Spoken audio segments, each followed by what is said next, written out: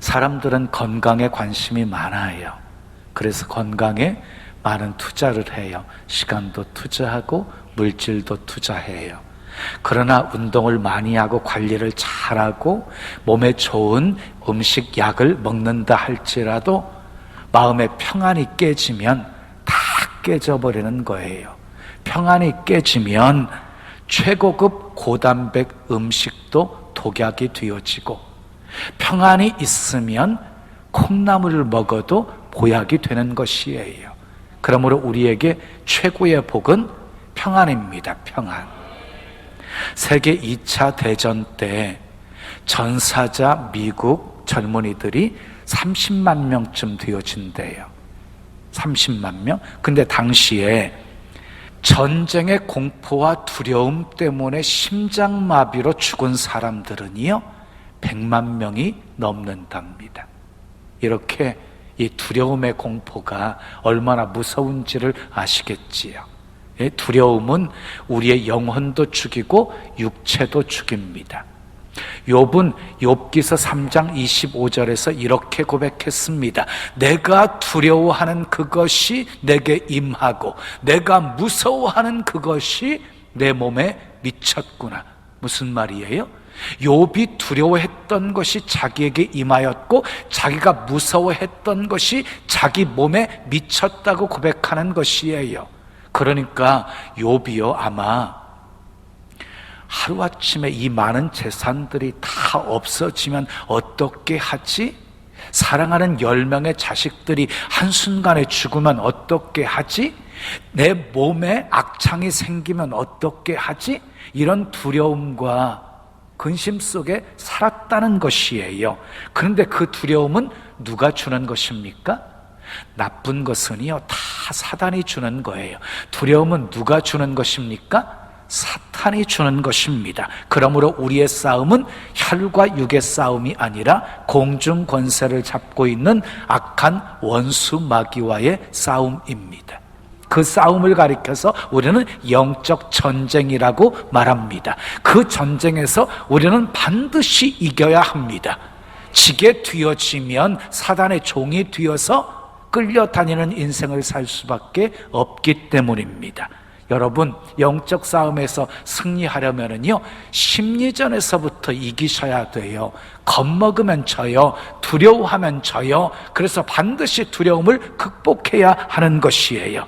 오늘 본문에 두려움을 극복할 수 있는 비결을 소개하고 있습니다. 본문 28절과 30절 말씀을 보시면은요 은혜를 받은 자여 평안할지어다 하고 말씀하고 있고, 무서워하지 말라 내가 하나님께 은혜를 입었느니라 라고 말씀하고 있어요. 여러분, 두려움을 극복할 수 있는 비결이 무엇이라고 말하고 있습니까? 은혜를 받으면 된다는 것입니다. 아멘. 그런데 이 말씀은요 누가 누구에게 한 말씀입니까? 가브리엘 천사가 두려워하는 마리아에게 한 말이에요. 가브리엘 천사가 나타나가지고 뜬금없이 네가 잉태하여 아들을 낳을 것이니 이름을 예수라 하라 라고 말합니다.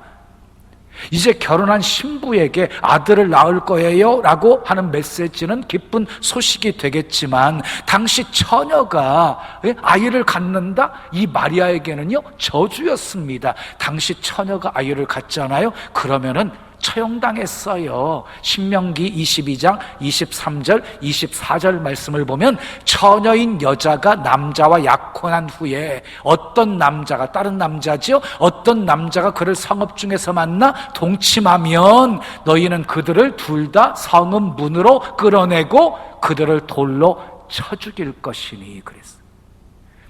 그러니 수태고지를 들었던 이 마리아가 얼마나 놀랐겠습니까? 얼마나 무서웠겠습니까? 그런데요 이 마리아는 곧 두려움을 극복하고 침착하게 행동을 합니다. 이유는 은혜를 받았기 때문입니다.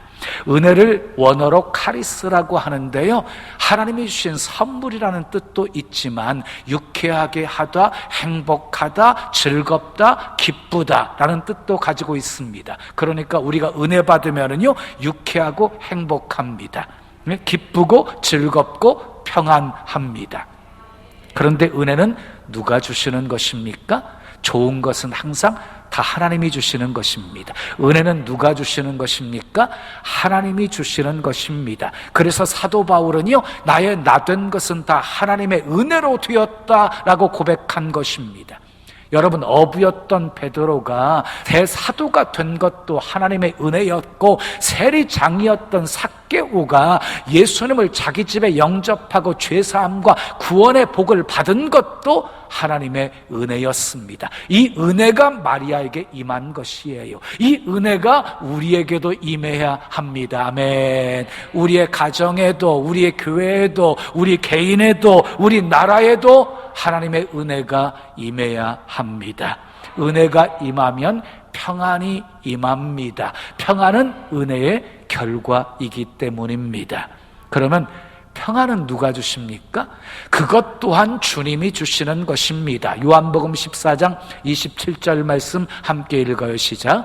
평안을 너희에게 끼치노니 곧 나의 평안을 너희에게 주노라. 내가 너희에게 주는 것은 세상이 주는 것과 같이 아니하니라. 너희는 마음에 근심하지도 말고 두려워하지도 말라.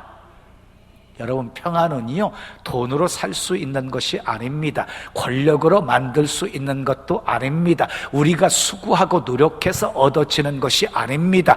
하나님이 우리에게 주시는 선물입니다. 위로부터 내려오는 것입니다.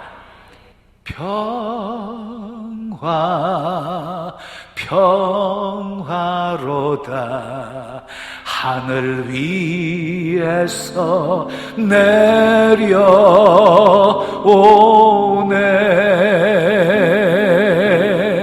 그 사랑의 물결이 영원토록 내 영혼을 덮으소서. 참된 평안은 하늘에서 내려오는 것입니다. 세상이 주는 평안은 짝퉁입니다. 짝퉁에 속지 마십시오. 주님이 주시는 평안은요, 세상이 주는 것 같지 않다고 했어요. 세상이 주는 평안은요, 환경 따라서 변하는 평안이에요. 그러나 하나님이 주시는 평안은요, 환난 속에서도 누릴 수 있는 평안이에요. 바울과 실라가 빌립보 감옥에서 찬송하고 기도할 수 있었던 것도 하나님이 주시는 평안이 있었기 때문이고, 베드로가 감옥에 갇혀 내일 처형당하는데도 불구하고 천사가 와서 옆구리를 쳐서 깨울 정도로 깊이 잠들 수 있었던 것도 하나님이 주신 평안이 있었기 때문입니다. 다윗도요, 시편 4편 8절에서 이렇게 고백합니다. 내가 평안히 눕기도 하고 자기도 하리니 나를 안전하게 살게 하시는 이는 오직 여호와이시니이다. 나를 안전하게 살게 하시고 평안히 눕고 자게도 하시는 분이 하나님이시라고 지금 고백하고 있는 것입니다. 그러면 다윗이 지금 고백하고 있는 상황이 좋았기 때문이었습니까? 아닙니다. 사울왕의 추격을 피해서 온 광야를 떠돌아다녔고, 때로는 토굴에서 지내고 빈들에서 지내고, 생명을 언제 빼앗길지 모르는 위험한 상황 속에서 여호와께서 나를 지키시리니 내가 평안히 눕고 자기도 한다고 고백하고 있는 것입니다. 그러나 반대로 다윗을 쫓은 사울왕은요, 마음에 평안이 없었습니다. 화려한 궁정에서 살고 편안히 잠을 자고 그리고 기름진 음식을 먹으면서도 사울왕의 마음속에는 평안이 없었습니다. 평안은 하나님이 주시는 것입니다. 평안을 너에게 주노라. 세상이 줄 수 없는, 세상이 알 수도 없는 평안,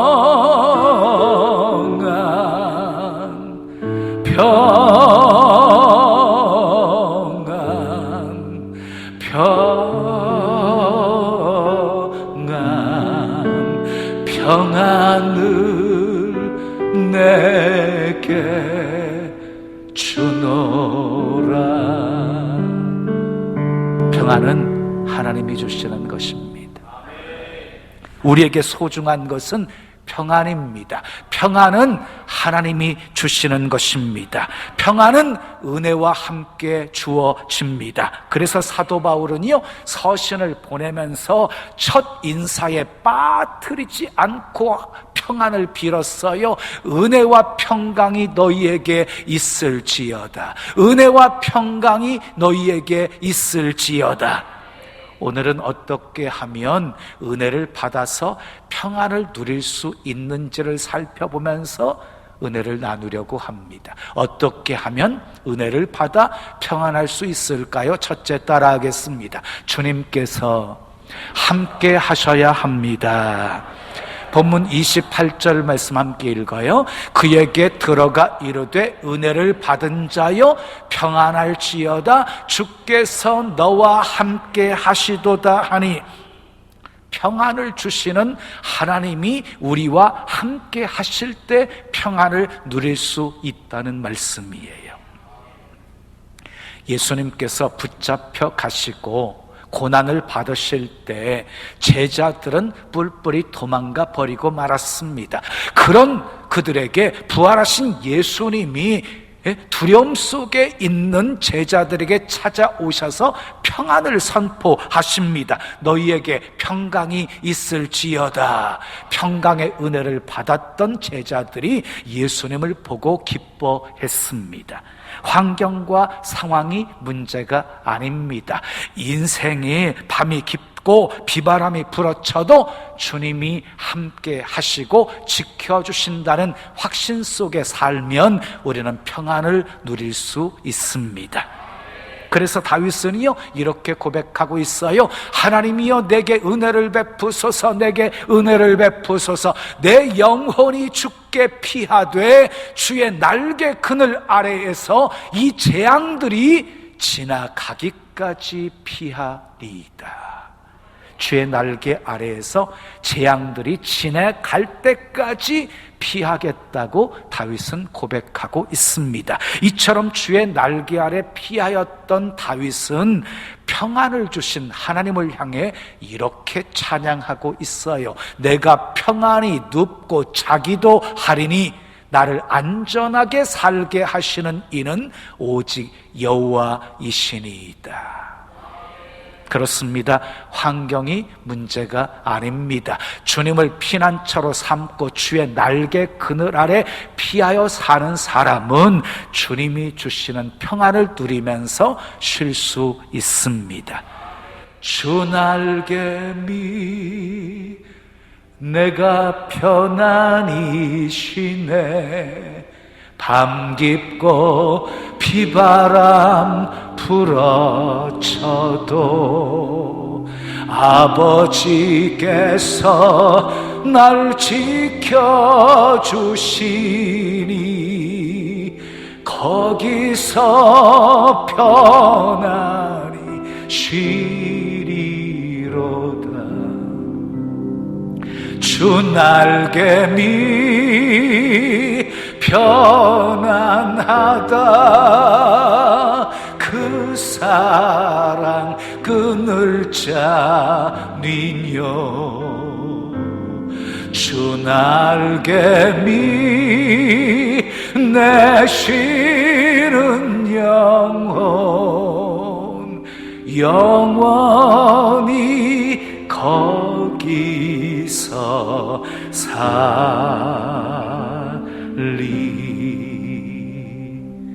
주 날개 밑으로 피하십시오.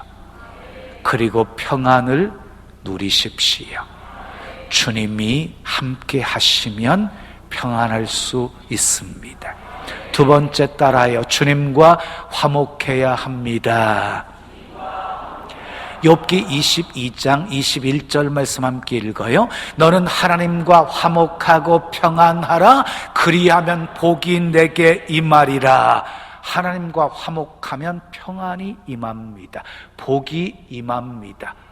여러분, 이 화목이라는 단어는요, 깨어졌던 하나님과의 관계를 다시 회복하고 하나님과 통하는 것을 이야기하는 것입니다. 하나님과 통해야 은혜도 받고 평안도 누리고 기쁨도 맛보고 그리고 복도 받을 수 있습니다. 하나님과의 관계가 막히지 않아요? 그럼 다 막혀버립니다. 되는 일이 없습니다. 바느질할 때 실에 매듭이 지어져 있으면 바느질할 수가 없어요. 반드시 풀어야 되는 것처럼 하나님과의 관계 속에서도 매듭 지어진 것 반드시 풀어야 돼. 그럼 그 매듭이 무엇일까요? 죄입니다. 죄. 욥기서 22장 23절 말씀 보세요. 우리 개역 성경으로 보겠어요? 더 쉽게 이해하기 좋게끔 표현하고 있거든요. 읽어요.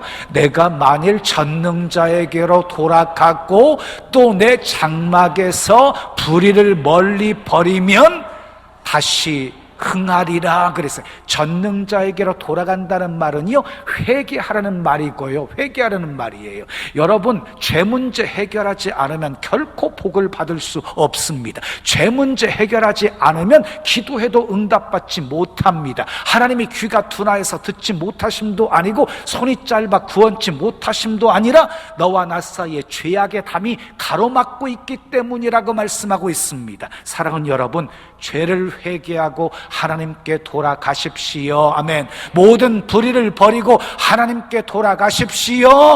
그러면 다시 흥하게 됩니다. 하나님과 화목해야 평안할 수 있습니다. 세 번째 따라하겠습니다. 육신의 생각을 버리고 영의 생각을 해야 합니다. 로마서 8장 6절 말씀 함께 읽어요. 육신의 생각은 사망이요 영의 생각은 생명과 평안이니라. 생각은 크게 두 가지 생각으로 나눌 수가 있는데요, 육신의 생각과 영의 생각입니다. 육신의 생각은 사망이고요, 영의 생각은 생명과 평안입니다. 자, 그리고 계속해서 7절과 8절 말씀을 보게 되어지면은요, 육신의 생각은 하나님과 원수가 되게 만들고 하나님을 결코 기쁘시게 할 수 없다라고 말씀하고 있습니다. 그러므로 여러분, 우리는 생각을 잘 하셔야 돼요. 생각에 따라서 인생이 달라지기 때문이에요. 우리는 그리스도인입니다. 아멘이지요. 육신의 생각을 버리고 영의 생각을 해야 하는 사람들입니다. 아멘이지요. 집에 있는 자녀가 마음의 평안을 얻으려면 부모와 충돌이 없어야 하는 것처럼 하나님의 자녀인 우리가 마음의 평안을 얻으려면 하나님과 충돌이 없어야 하는 것입니다. 하나님과 원수가 되어지면 평안이 깨져 버리기 때문입니다. 그러므로 우리는 생각에서부터 승리해야 합니다. 육신의 생각 버리시고 영의 생각을 하십시오. 육신의 생각 버리지 못한 하와는 선악과를 따먹어 버렸고, 육신의 생각을 버리지 못한 다윗은 우리아의 아내 밧세바를 범하게 되었고, 이 육신의 생각을 버리지 못했던 가룟 유다는 예수님을 은 30에 팔아먹게 되었고, 육신의 생각을 버리지 못했던 아나니와 삽비라는 성령을 속인 죄로 죽었습니다. 그러므로 나쁜 생각은 좋은 생각으로 바꾸십시오. 육신의 생각은 영의 생각으로 바꾸십시오. 가끔 주일 예배 빼먹고 가족들과 함께 들로, 산으로, 바다로 소풍 가는 사람들이 있어요.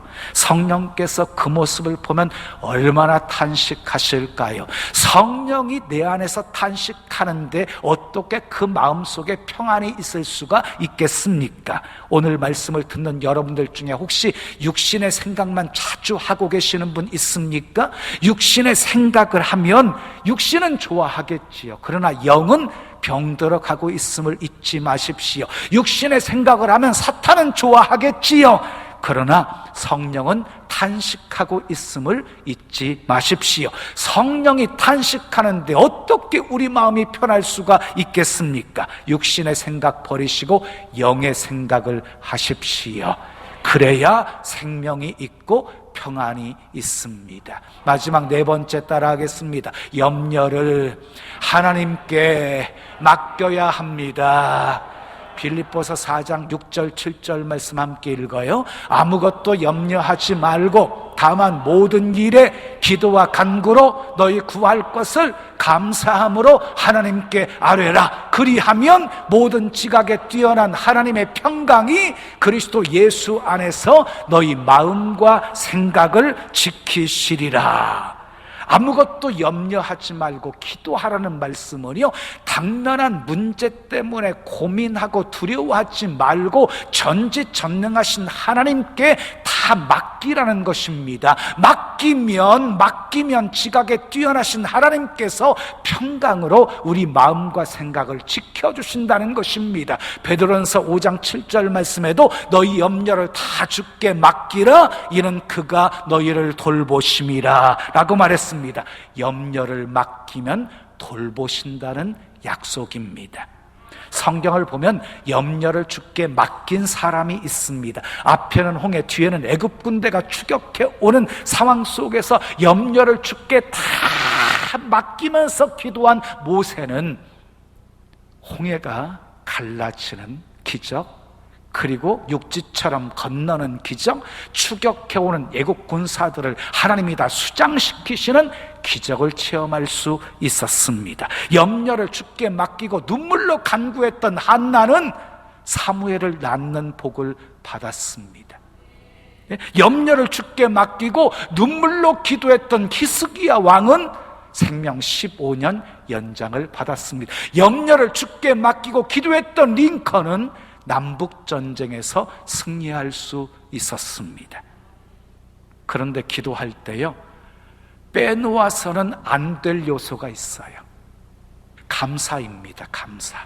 감사는 염려를 해결하는 가장 빠른 방법입니다. 다시요, 감사는 염려를 가장 빠르게 해결할 수 있는 방법입니다. 왜 감사해야 됩니까? 어려움 속에서도 기도할 대상이신 하나님이 계신 것을 감사해야 되고, 아멘. 그 뜻대로 무엇이든지 구하면 하나님께서 다 들어주신다고 약속하셨으니 감사해야 되고, 우리가 기도하면 하나님이 우리가 구한 것보다 생각한 것보다 더 넘치게 부어주신다고 약속하셨으니 감사해야 하는 것입니다. 하나님은 모든 것 합력해서 선을 이루어 주신다고 하셨으니 감사해야 하는 것입니다. 여러분 기억하십시오. 염려는 하나님께 대한 불신이고, 염려는 하나님께 대한 불신이고, 감사는 하나님께 대한 신뢰입니다. 감사는 염려를 몰아내는 비결입니다. 감사해 보십시오. 감사하는 순간 불평이 사라지고 근심이 사라지고 두려움도 사라지게 되어집니다. 아침에 일어나도 감사하십시오. 낮에도 감사하십시오. 밤에도 감사하십시오. 범사에 감사하십시오. 다음 주일은 맥주 감사 주일로 지킵니다. 반년 동안, 한 해 반년 동안 하나님이 함께 하시고 인도하시고 도와주시고 지켜주시고 복 주신 은혜 잊지 마시고 감사하십시오. 사랑하는 여러분, 우리에게 가장 소중한 것은 평안입니다. 평안은 은혜 받아야 누릴 수 있습니다. 평안은 은혜의 결과이기 때문입니다. 그러므로 은혜를 사모하십시오. 그리고 평안을 누리십시오. 그러기 위해 주의 날개 그늘 아래 피하여서 주님과 늘 함께 동행하며 사십시오. 죄 문제 해결하시고 하나님과 화목하십시오. 육신의 생각 버리시고 영의 생각을 하십시오. 염려는 다 하나님께 맡겨 버리십시오. 그래서 은혜 받아 늘 평안을 누리며 사시기를 예수님의 이름으로 축원합니다.